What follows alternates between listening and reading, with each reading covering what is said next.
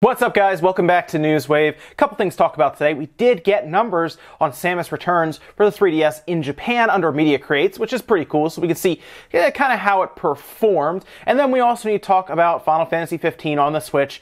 Again, I know, we keep talking about it, but people keep asking and they keep putting more information out. So let's get started. So here we go right away with the sales numbers. We're going to go right into Media Creates. Now, again, Media Create really tells us how things are doing in Japan from a week-to-week basis. And this week, we got our first look at how Metroid Samus Returns was really treated over in Japan. Now, just a heads up before we look at these, I will say Metroid has generally been a Western game. It's not usually sold well in the past for this series in Japan. It's mostly made a lot of for the United States and other places in the West. A lot of people really attribute that for when the Metroid Prime series was around is because it was like a first-person type shooter that appealed more to the Western audience. And a lot of times people say that the space exploration, just in general, space being a part of, well, the entire plot, seemed to kind of hurt it in Japan. There's a lot of theories as to why. I personally think Prime didn't do too well because, yes, it was a first-person shooter. But with that in mind, here are the charts, and you're going to see Samus Returns is number 3, which, believe it or not, is about where I would expect it to be. It wasn't going to beat Splatoon 2, and then I remembered when I saw this chart that, yes, Pro Evolution Soccer, which soccer is popular in Japan, also came out. I would have liked to have seen Metroid at number 1, obviously, but this is not where it's going to really prove itself. Metroid is going to prove itself in the West to see if there's an audience still that wants Metroid. Either way, 1 through 5 has Pro Evolution Soccer 2018 from Konami. Splatoon 2 still hanging in there. Man, Splatoon 2 is going to be up there for a while. I've already told you guys this. Metroid again at number 3, selling 30,855. Uncharted Lost Legacy at number 4. This is the the opening week for it, 23,131. And Destiny 2 sticking around number 5, 20,018, and that actually kicks it up to over 70,000 units now. And from there, let's jump down to hardware. You'll see the Nintendo Switch right there, 44,052, still at the top. Nintendo kind of maintaining that somewhere between 40 and 50,000 amount every week, which is good news for supply. Down from there, the PS4, that it also includes the Pro, 24,660. The 3DS, 21,565, of course, new, and new 3DS, new 2DS, and then just the 3DS, new 3DS is in there as well. A whole host of 3DS systems in there. The Vita, 3,847, PS3, and Wii U still outselling the Xbox One, and the Xbox One has managed to actually drop down below 63, down to 57. So the Xbox One is kind of, well, it's going the wrong way. So while it didn't explode in Japan, Metroid is at least solid where it is. It wasn't going to go crazy here. Keep in mind, Federation Force did not chart at all last year. It just didn't, which tells us it did absolutely horrible. That means it didn't get anywhere on this chart, all the way down to the bottom. So for Samus Returns to at least get to where it is at number 3 in its opening week, that's fair. I think that's manageable. That's good enough, I think, in Japan. Didn't quite reach Other M, where Other M was around 45,000, but it's still at really a good amount sold there. Of course, the real question is going to be, how does it do everywhere else? Europe, Western audiences even. Can it latch on and really make up for what Japan doesn't do, which is buy this game? I think it will do well. Nintendo has really pushed. I mean, man, they have marketed this game like crazy, specifically to the Western audience, it seems. But man, we saw it at E3 so much. We see YouTubers getting flown out to show it off in the United States, and it's just everywhere. So I expect good numbers out of the United States, and I do think Metroid Samus Returns is at least going to do well enough for Nintendo to stick around with Metroid. We already know Prime is coming out. I do think Prime is going to be the one that they really want to sell. They're going to take their time. It's going to be on their hottest new platform with the Switch.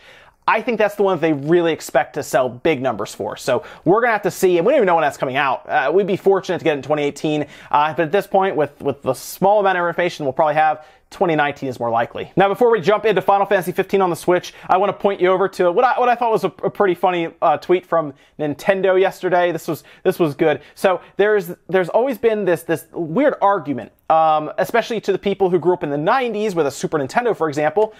There was a different way to say the name between the two, the abbreviation. Some people would say SNES, like it's a word. Others would say SNES, like it's abbreviated completely. And we've kind of gone back and forth. Seriously, guys, we had arguments on the playground over this thing. Well, looks like Nintendo of New York posted a picture, kind of, just getting us ready for the Super Nintendo Classic to come out, and they posted what appears to be a picture of the Super Nintendo behind NES, pretty much answering the question, yeah, it's SNES. That is how they think it's supposed to be pronounced. Again, I say think because, of course, fans take these things over and call them what they want. But it appears that Nintendo sees it as well as being SNES. I also like the little caption that they put with it saying, "You have heard of Elf on a Shelf. Now get ready for what I assume believe to be NES on a SNES." Of course, I guess NES rhymes with SNES, so you could say get ready for NES on an SNES. Now I think about it, I guess that really hasn't answered anything. I'm not really sure why so many people are still arguing over that, and I guess some people see it either way. It's a question that I guess we'll never actually get to the bottom of. And now Final Fantasy 15 on the Switch. All right, this has been an ongoing story for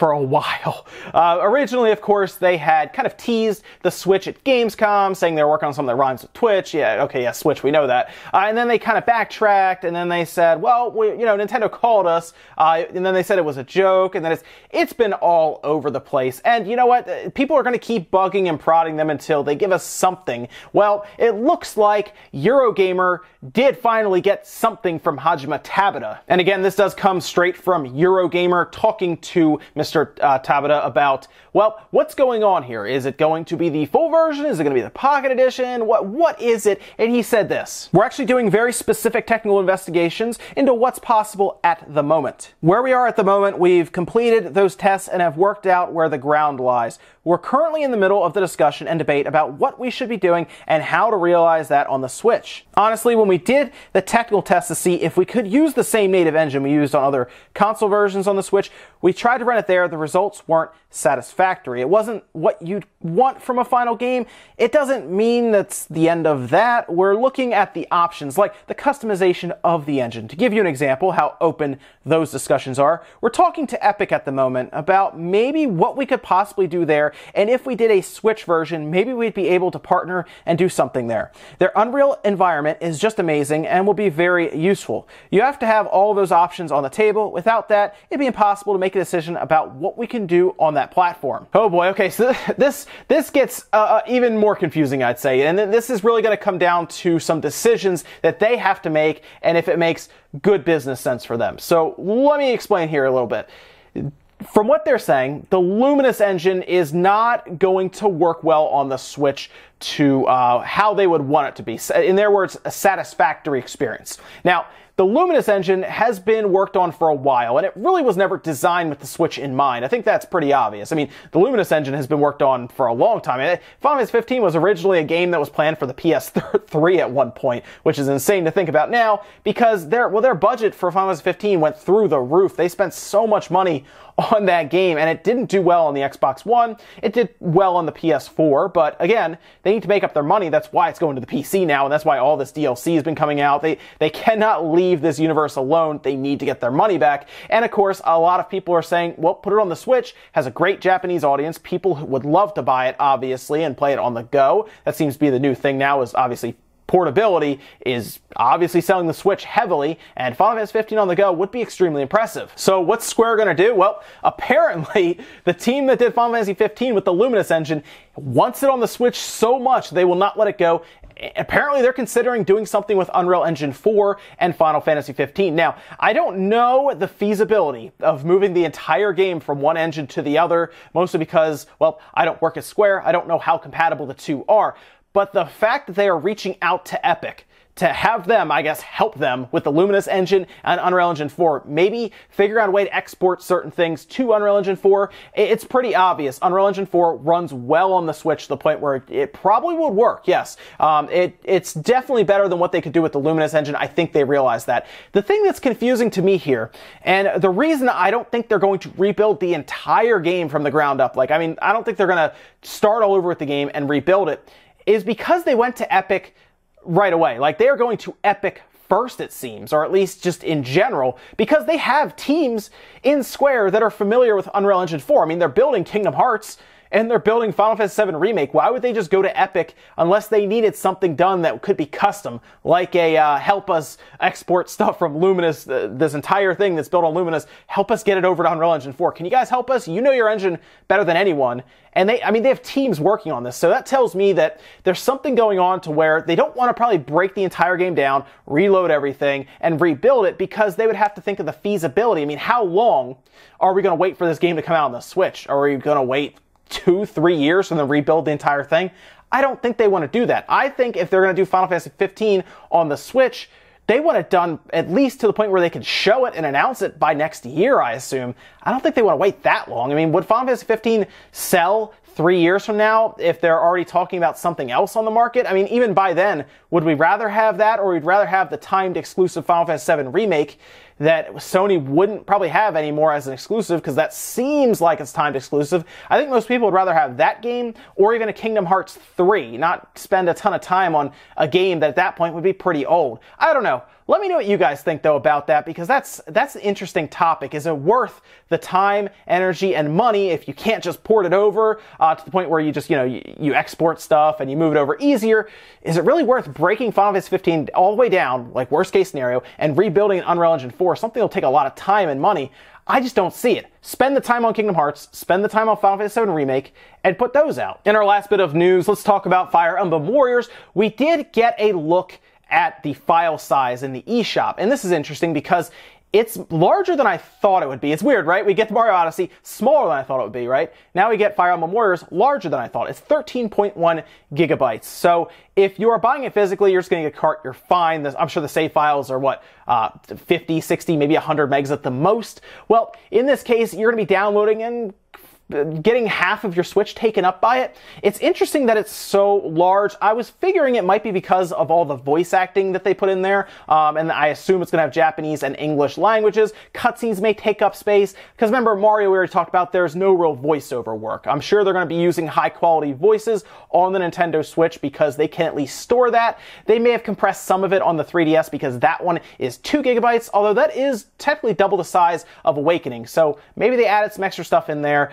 Just know that if you're going to be buying it digitally, make sure you have that SD card. But you know what? If you're buying stuff digitally, you probably already have one, so it's fine. And that's it for Newswave today, guys. Make sure you comment, like, subscribe, all that good stuff. Let me think about any of the stuff we talked about today, whether it is Final Fantasy 15 on the Switch. I know that's still a really hot topic because a lot of people want to see it. But is it really worth the time and energy to do all of that when you could probably focus on more current projects that aren't built on an engine that is proprietary to that one game? Is it worth really looking on to the future and get started on Kingdom Hearts 3 soon, get that going? I think I'd prefer that. Get something that's a little more current when it's still fresh and still really hot. Whereas in 2-3 years, Final Fantasy 15 probably won't be that interesting to people anymore because most people have probably played it by then. Also, let me know what you think about Samus Returns' debut in Japan. Do you think it's enough, or do you think it should have done better? I mean, it still could be on the charts for a few weeks, but were you expecting a bigger opening? That's it for now, guys. I'll see you next time.